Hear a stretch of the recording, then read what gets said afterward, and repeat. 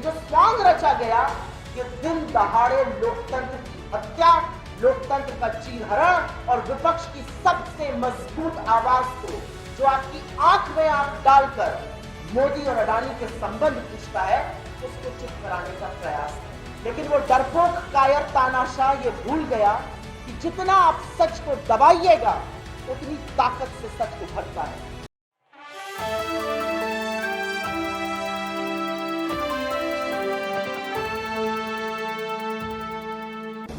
आपको पता है, रिजल्ट मुझे ये चाहिए तो मैं पीछे के कदम बनाना शुरू करता हूं। रिवर्स इंजीनियरिंग के इस प्रोसेस में मोदी सरकार ने मन बना लिया था कि राहुल गांधी जी की सदस्यता को रद्द करना है, सदस्यता को खत्म करना है।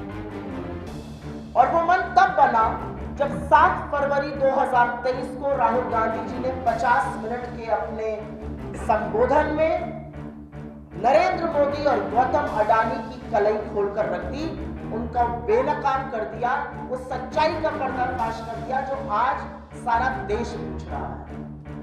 ये रिश्ता क्या है अडानी और मोदी का, और अडानी पर इतने मेहरबान क्यों है मोदी और जांच क्यों नहीं कराते? रिवर्स इंजीनियरिंग ये थी कि हमें इनको डिस्क्वालीफाई करना है, इनकी सदस्यता रद्द करनी है, क्योंकि जब जब ये सदन में बोलेंगे तब और पर्दाफाश होगा। तो रिवर्स इंजीनियरिंग में रिजल्ट पता था, अब उसके लिए ट्रिगर चाहिए था। ट्रिगर क्या हो सकता है? एटलीस्ट 2 साल की सजा इनको मिले, जिससे कि इनकी सदस्यता रद्द हो जाए। ये ट्रिगर था। अब उस ट्रिगर के लिए एक ऐसा केस चाहिए था कि वो काम तुरंत हो जाए। तो बाकी जो फर्जी केसेस में फंसाया हुआ है इन्होंने राहुल जी को, उसमें तो तुरंत कार्रवाई हो नहीं सकती। तो इन्होंने तुरंत कार्रवाई के लिए एक ऐसा केस ढूंढा जिसमें कि इनको तुरंत सजा हो जाए।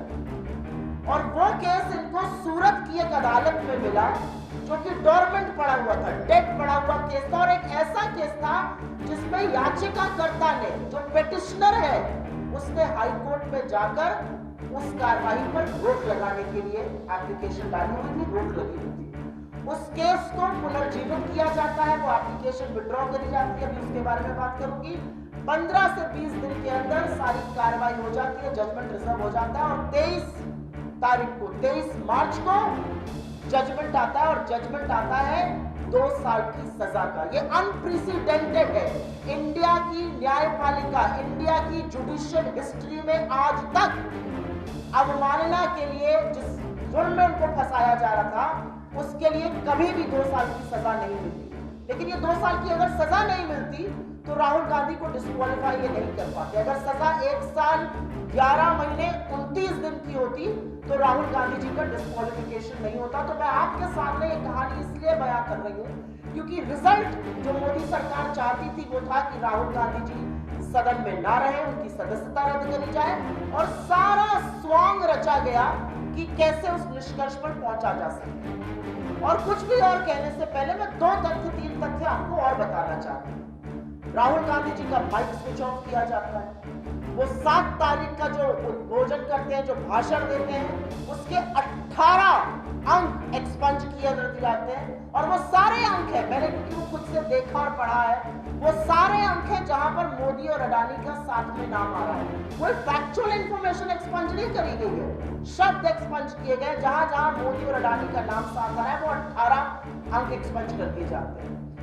भारत जोड़ो यात्रा के 45 दिन बाद एकदम से दिल्ली पुलिस जागती है, उसको नाम चाहिए महिलाओं के। 3 दिन में 2 बार राहुल गांधी जी के घर दिल्ली पुलिस पहुंच जाती है।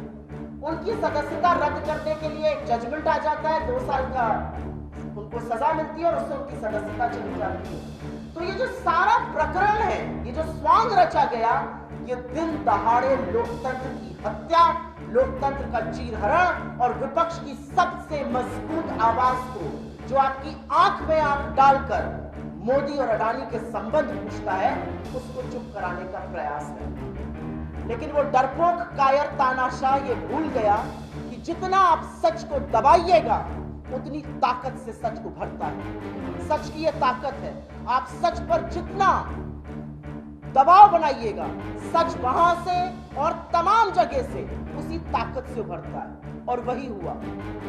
राहुल गांधी जी 4 बार के सांसद हैं।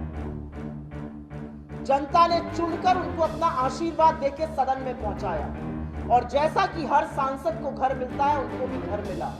उनकी सदस्यता रद्द करने में जो तत्परता मोदी सरकार ने दिखाई, वो घटिया राजनीति है।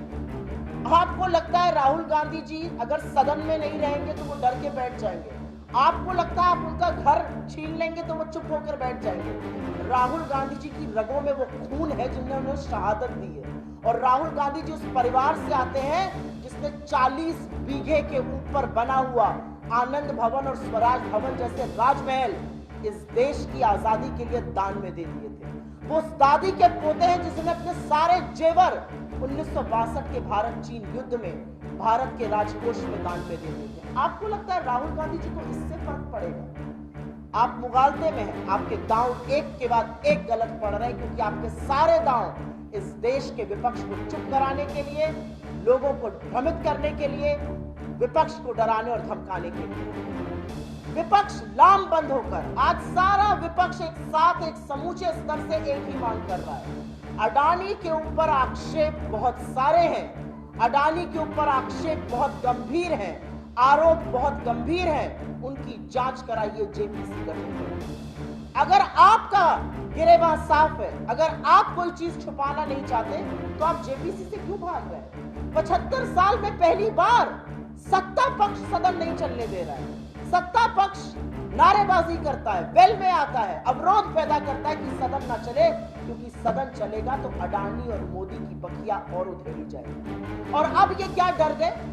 अब तो परत दर परत खुलती जा रही है अडानी और मोदी की, और जिसको रंग पोत कर एक छवि बनाई गई थी, वो छवि ध्वस्त हो गई है।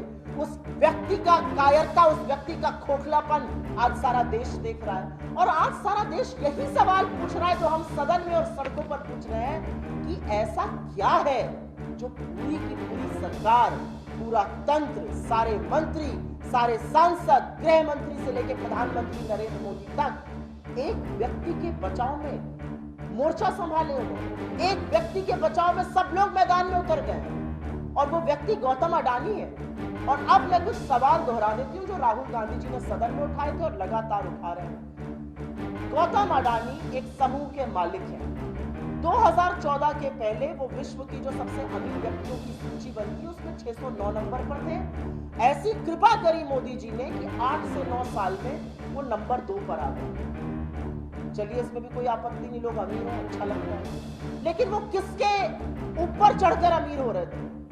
उन शवों पर कौन लेटा था, ये बताना जरूरी है। गौतम अडानी के लिए आपने रूल्स बदले, आपकी फाइनेंस मिनिस्ट्री, आपके नीति आयोग ने लिखित में दिया कि किसी भी व्यक्ति को 1 या 2 से ज्यादा एयरपोर्ट नहीं देने चाहिए डेवलपमेंट के लिए। लिखित में दिया कि जिसके पास एयरपोर्ट डेवलपमेंट का या एयरपोर्ट का प्रायर एक्सपीरियंस नहीं, उसको मत दीजिए एयरपोर्ट। आपने एक साथ 6 एयरपोर्ट नियम बदलकर अपने लोगों की अनसुनी करके गौतम अडानी की झोली में डाली। आपने गौतम अडानी को एकाधिकार और मोनोपोली दी।